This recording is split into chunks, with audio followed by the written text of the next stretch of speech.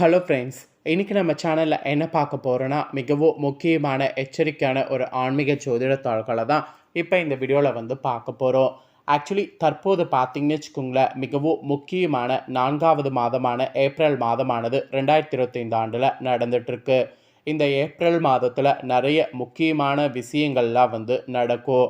அதற்கு காரணம் என்னென்னா, கிரகநிலைகளுடைய அமைப்புகள் தான். கிரகநிலைகளுடைய அமைப்பு, கிரகநிலைகள் அமைந்திருக்கக்கூடிய அதனால் ஒவ்வொரு ராசிக்காரங்களுக்கும் தலையெழுத்து மாறும். அதில் பார்த்தீங்கன்னு வச்சுக்கோங்களேன், இன்றைக்கி இந்த வீடியோவில் தனுசு ராசிக்காரங்களுக்கு என்ன தலையெழுத்து மாறுங்கிறத ஷேர் பண்ண போகிறேன். தனுசு ராசியில் பிறந்த நேயர்கள் உங்களோட ராசிக்கு என்ன தலையெழுத்து மாறுங்கிறத இந்த வீடியோவில் தெரிஞ்சுக்குங்க. உங்களோட ராசிக்கு தலையெழுத்து மாறுவதை நீங்கள் தெரிஞ்சுக்கிட்டிங்கன்னா அதற்கேற்ப நடந்து பயன்பெறலாம். ஆக்சுவலி ஏப்ரலுடைய கடைசி 10 நாட்கள் நிறைய முக்கியமான சம்பவங்கள் நடக்க போகுது. அது சனியாகட்டும், சூரியனாகட்டும், இவங்களால் அதிகமாக நடக்க போகுது. அதெல்லாம் என்னென்னங்கிறத நீங்கள் தெரிஞ்சுக்கிட்டிங்கன்னா அதற்கேற்ப நடந்து பயன்பெறலாம்.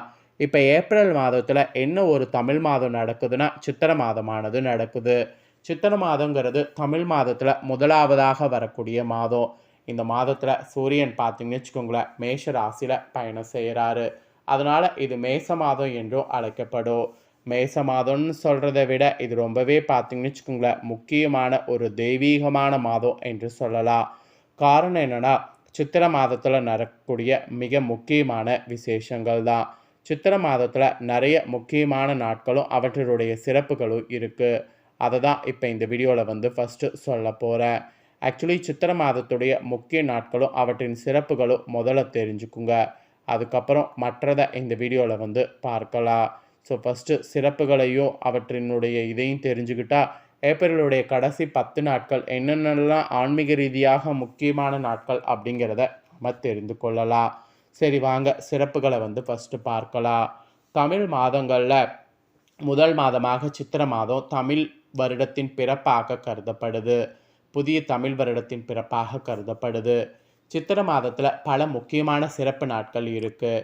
இந்த மாதத்தில் பார்த்திங்கன்னு வச்சுக்கோங்களேன், நாம் செய்யப்படக்கூடிய வழிபாடுகள், பூஜைகள் ஆகியன செல்வ வளத்தை பெருக செய்யும். மகாலட்சுமியுடைய அருளை பெறுவதற்கு வழிபாடாக சித்திரை வழிபாடு பார்க்கப்படுது. சித்திரை மாதம் சிவபெருமான், அம்பிகை மற்றும் பெருமாளுடைய அருளை பெறுவதற்கு வழிபாடுகளாக சித்திரை மாத வழிபாடு கருதப்படுது.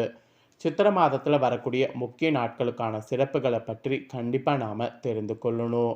தமிழ் வருடங்களில் முதல் மாதமாக சித்திரை விளங்குகிறது. சூரிய பகவான் சித்திரை மாதத்தில் முதல் ராசியான மேசத்திலிருந்து தொடங்கி ஒவ்வொரு ராசியாக சஞ்சரித்து 12வது ராசியான மீனத்தில் சஞ்சரிப்பார். இந்த சுழற்சியை ஒவ்வொரு ஆண்டும் நடைபெறும். எனவே சூரியனுடைய பயணம் தொடங்கக்கூடிய முதல் ராசியான மேசத்தில் சஞ்சரிப்பதையே தமிழ் வருட பிறப்பு என மக்கள் கொண்டாடுறாங்க. கேரள மாநிலத்தில் சித்திரை முதல் நாளானது சித்திரை விசு என்ற பெயரில் கொண்டாடப்படுது. பங்குனி மாத கடைசி நாளில் இரவில் தங்க வெள்ளி பொருட்கள், நவரத்தினங்கள், பல வகைகள், காய்கனிகள், புத்தாடை, முகம் பார்க்கக்கூடிய கண்ணாடி, தேங்காய் ஆகியவற்றை பூஜையில் அழகாக அலங்கரித்து வைப்பாங்க.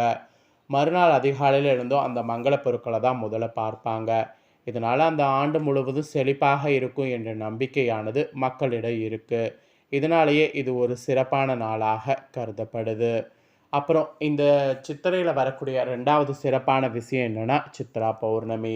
சித்திரை மாத சித்திரை நட்சத்திரத்தில் சிவபெருமான் தங்க பலகையில் சித்திரம் ஒன்றினை வரைகிறாரு. அதிலிருந்து சித்திரகுப்தன் தோன்றினாராம். அன்றைய நாளில் நீங்கள் சித்திரகுப்தனுக்கு விரதம் இருந்து எங்கள் பாவ கணக்கு குறைந்து மேற்கொண்டு பாவம் செய்யாமல் இருக்க வழித்துணையாக இருப்பாய் என்று வேண்டிக் கொள்ளுமா. அது மட்டும் இல்லாமல் தமிழ்நாட்டில் காஞ்சிபுரத்தில் சித்திரகுப்தருக்கு தனி ஆலயம் இருக்குது. சித்ரா பௌர்ணமியில் இவருக்கும் இவருடைய மனைவி கர்ணிகாவுக்கும் அபிஷேக ஆராதனைகளோடு திருமண விழா சிறப்பாக நடைபெறும். இந்த மாதத்தில் வரக்கூடிய சித்ரா பௌர்ணமி அதனால் மிக விசேஷமானது. இந்த சித்ரா பௌர்ணமி என்று நிலவின் முழு வெளிச்சத்தில் பூமியின் சில பகுதிகளில் ஒரு வகை உப்பு வெளிவரும். அது பூமிநாதம் என சித்தர்கள் அழைப்பாங்க. இது மருத்துவத்துறையில் இன்றும் பயன்படுத்தப்படுது. அப்புறம் சித்ரா பௌர்ணமி தொடர்ந்து 2வது சிறப்பு விசேஷம் என்னென்னா, மதுரையில் சித்திரை திருவிழா தான். சித்திரை மாதம் என்றாலே மதுரை மக்களுக்கு கொண்டாட்டம் தான்.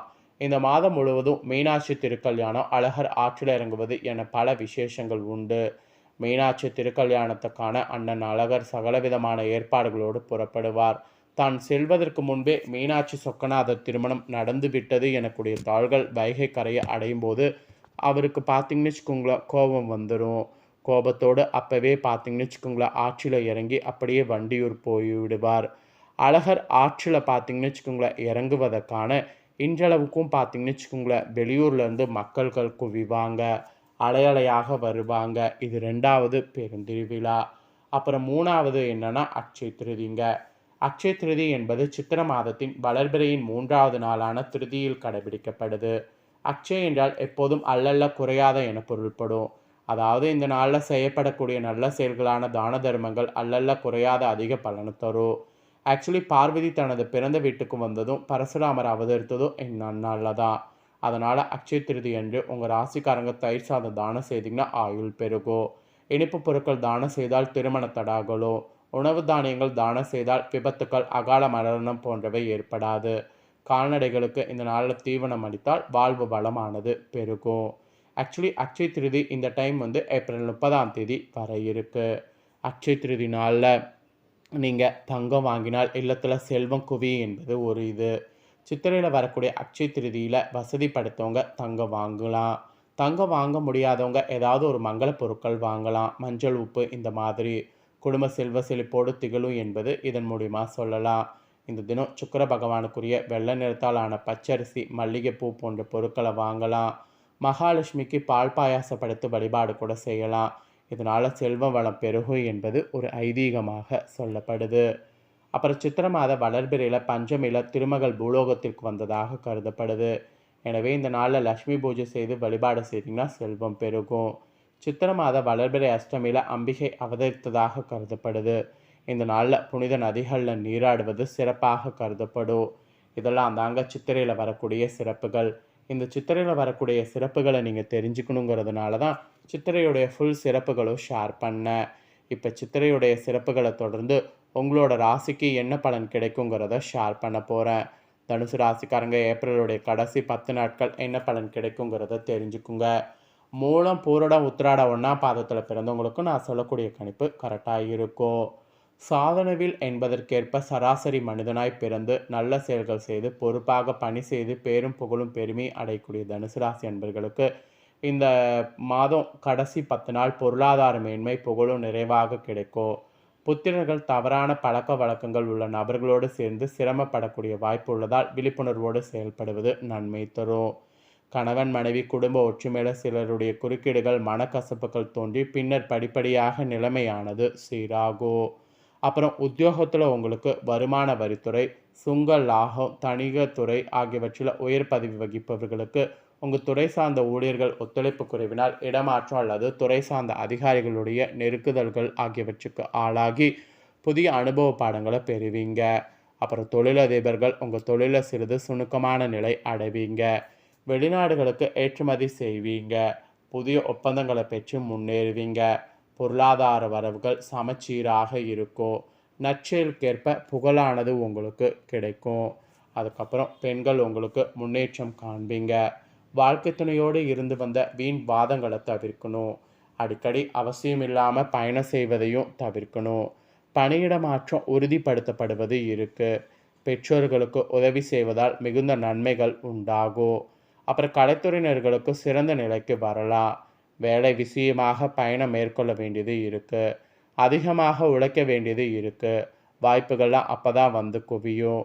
எந்த ஒரு வாய்ப்பையும் நிராகரிக்க வேண்டாம். அது உங்களுக்கு இப்போ ஆபத்து என்று சொல்லப்பட்டிருக்கு. அப்புறம் அரசியலில் இருக்கிறவங்களுக்கு மிகவும் சிறப்பான பலன்களை காண்பீங்க. அரசிடமிருந்து சலுகைகள் கிடைக்கும். உயர் பதவிகள் கிடைக்கும். அதே வேளையில் அதிகமாக உழைக்க வேண்டியது இருக்கும். மருத்துவ செலவு அதிகரிக்கலாம். மாணவர்கள் மிகுந்த ஆர்வத்தோடு படித்தீங்கன்னா நல்ல தேர்ச்சியும் புகழும் பெறுவீங்க. ஓவிய பயிற்சி பெறக்கூடிய மாணவர்கள் உங்கள் திறமையை நன்கு வெளிப்படுத்தினீங்கன்னா பெயரும் புகழும் பெறுவீங்க. படிப்புக்கு தேவையான பொருளாதார வசதிகள் தாராளமாக கிடைக்கும். முழுமையாக உங்களுக்கு இந்த 10 நாட்கள் கிடைக்கக்கூடிய பலன்கள் இதுதான் என்று குறிப்பிடப்பட்டதை தெளிவாக இந்த வீடியோவில் உங்களுக்கு ஷேர் பண்ணிட்டேன். ஷேர் பண்ணதை தெரிஞ்சிருப்பீங்க. தெரிஞ்சதுக்கேற்ப நடந்து பயன்பெறுங்க. நீங்கள் இதை பார்த்து தெரிஞ்சு பயனடைகிறது போல் உங்கள் ஃப்ரெண்ட்ஸ் ஃபேமிலியில் இருக்கிறவங்களும் பார்த்து தெரிஞ்சு பயனடையணும்னு நினச்சிங்கன்னா வீடியோ லைக் பண்ணி ஷேர் பண்ணுங்கள். வீடியோவை உங்கள் ஃப்ரெண்ட்ஸ் ஃபேமிலியில் இருக்கிறவங்களும் பார்க்கட்டும். அவங்களும் தனுசு ராசிக்காரங்களாக இருந்தாங்கன்னா இந்த தாள்களை தெரிஞ்சு இதற்கேற்ப நடந்து பயனடையட்டும். நெக்ஸ்ட்டு நம்ம சேனலில் நிறைய முக்கியமான வீடியோ போடப்படும். அது எல்லாத்தையுமே உடனுக்குடனே தெரிந்து கொள்ளணும்னு நினச்சிங்கன்னா மறக்காமல் நம்ம சேனலை சப்ஸ்கிரைப் பண்ணுங்கள். கூட பெல் பண்ண ப்ரெஸ் பண்ணுங்கள். அதை பண்ணிட்டீங்கன்னா இனி நான் போடுற வீடியோலாம் உடனுக்குடனே தெரிஞ்சு பயனடையலாம். ஸோ சப்ஸ்கிரைப் பண்ணி பெல் பண்ண ப்ரெஸ் பண்ணுங்கள். வேறொரு வீடியோவில் சந்திக்கிறேன். நன்றி.